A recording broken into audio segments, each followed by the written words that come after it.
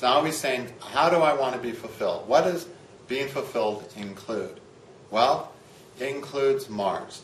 It says, I can be the best version of myself if the hard needs are met.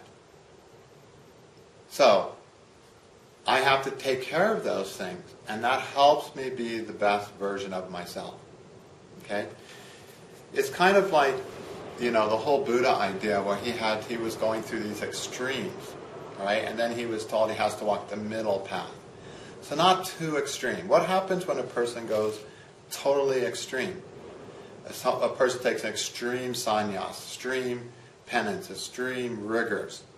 Yeah, there might be a time for a while, it's time to buckle down and be extreme and go on a 1-week fast or something like that. That can be really beneficial to have intense training programs at times in our life, physically and spiritually.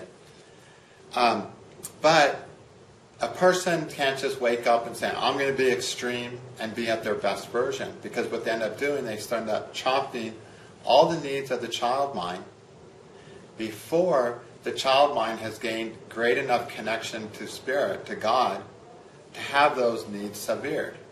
And so then the person won't operate in the best possible way. They won't be the best version of themselves. They won't be the healthiest version, the most fulfilled version, the most creative version, the most enlightened version.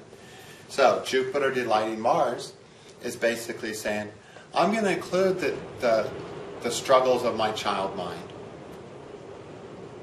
Because in getting those needs met in a balanced, healthy way, I'm actually going to do better.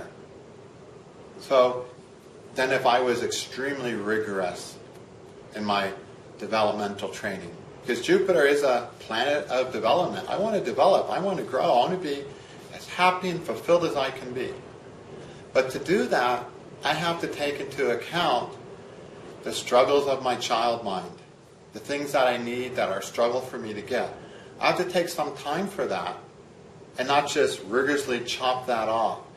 And as I take time for that, and I develop as a more fulfilled being, my need to actively focus on fulfilling my child mind becomes less and less and less because it's getting fulfilled as a result of my spiritual development. So it's the healthy spiritual growth instead of the circumcision or the castration of everything else that, if you look around, will oftentimes lead people who try to be too severe before they're ready in their spiritual penances, where they actually get derangements and don't make the spiritual progress that they would have made if they had been more balanced. Okay? I know in the ashram I lived out for a long time.